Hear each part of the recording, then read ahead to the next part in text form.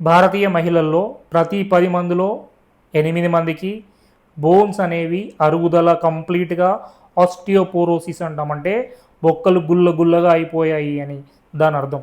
So osteoporosis అనే cases చాలా ఎక్కువగా ఉంటాయి. ఎందుకు అంటే జనరల్లీ మీకు బోన్ డెన్సిటీ అనేది 30 ఇయర్స్ వరకు బాగానే ఉంటుంది, కానీ 35 ఇయర్స్ తర్వాత మెల్లిగా డిక్లైన్ అవుతూ ఉంటుంది. అండ్ 40 ఇయర్స్ 45 ఇయర్స్ మెనోపాజ్ పెరిమెనోపాజ్లో ఇంకా తగ్గుతుంది.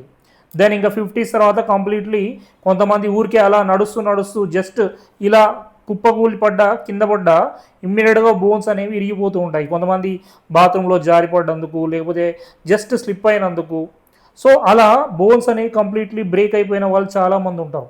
సో ఎందుకు అంటే బికాజ్ ముఖ్యమైన కారణం ఏంటంటే మనకు ఫుడ్లో చాలామంది డయటరీ కాల్షియం అనేది చాలా తక్కువగా తీసుకుంటారు.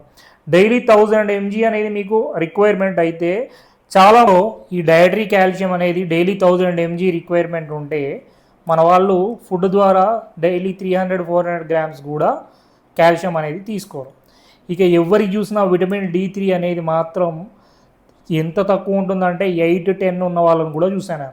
ఓకే, సో వైటమిన్ D3 తగ్గిపోయి కాల్షియము సరిగా తినకపోతే ఆస్టియోపోరోసిస్ రాకపోతే ఇంకేం వస్తుంది?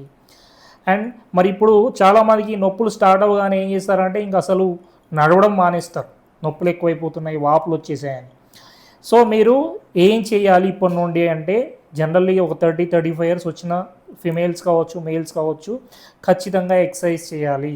అట్లీస్ట్ పుషప్స్ చేయాలి, డైలీ స్క్వాట్స్ చేయాలంటే కూర్చొని లేవడం, పుషప్స్ చేయడం. దాంతోపాటు రెసిస్టెంట్ బ్యాండ్స్ అని చెప్పి దొరుకుతాయి మీకు ఎక్కడైనా, మీకు అమెజాన్లో ఎక్కడైనా దొరుకుతాయి. ఈ రెసిస్టెంట్ బ్యాండ్స్ తోటి కొద్దిగా ఎక్సర్సైజ్ చేసుకోవడము.